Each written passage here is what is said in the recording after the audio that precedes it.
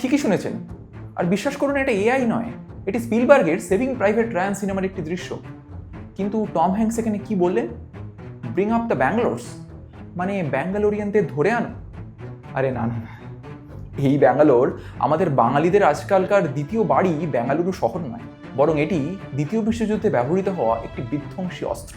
তবে এই অস্ত্রটির এই অদ্ভুত নামের পিছনে কিন্তু জড়িয়ে রয়েছে এই ব্যাঙ্গালোর শহরের ইতিহাস। আসলে ঘটনাটা হলো, ব্রিটিশ আর্মির রয়্যাল ইঞ্জিনিয়ার্সের ম্যাড্রাস স্যাপার্স অ্যান্ড মাইনার্সের হেডকোয়ার্টার ছিল এই ব্যাঙ্গালোর শহরে। আর এখানেই 1912 সালে সেই ইউনিটের ক্যাপ্টেন আর.এল. ম্যাকলিনটফ তৈরি করলেন এমন এক হ্যান্ডহেল্ড টর্পেডো যা নিমেষেই ধূলিসাৎ করতে পারত শত্রুর বুবি ট্র্যাপ কিংবা কাঁটাতারের ব্যারিকেড।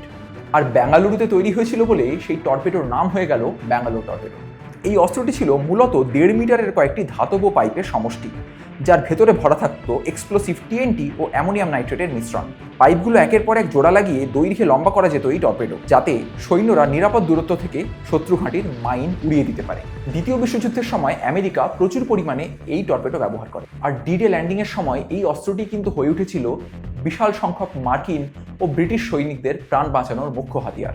আরও মজার ব্যাপার হলো, আবিষ্কারের 100 বছরের বেশি সময় পার করে আজও এই ব্যাঙ্গালোর টর্পেডো কিন্তু বিশ্বের সমস্ত বড় বড় আধুনিক সেনাবাহিনীগুলোতে স্বনামে ও স্বমহিমায় ব্যবহৃত হয়ে চলেছে। আর আয়রনিক্যালি সেই সঙ্গে এই শান্তিপ্রিয় ব্যাঙ্গালোর শহরের নাম জুড়ে দিচ্ছে বিশ্বের নানা কোণে হয়ে চলা ভয়ানক সব যুদ্ধের সঙ্গে। ইতিহাসের এরকম আরও অনেক না জানা কাহিনী শুনতে সাবস্ক্রাইব করুন প্রোনোম্যাড।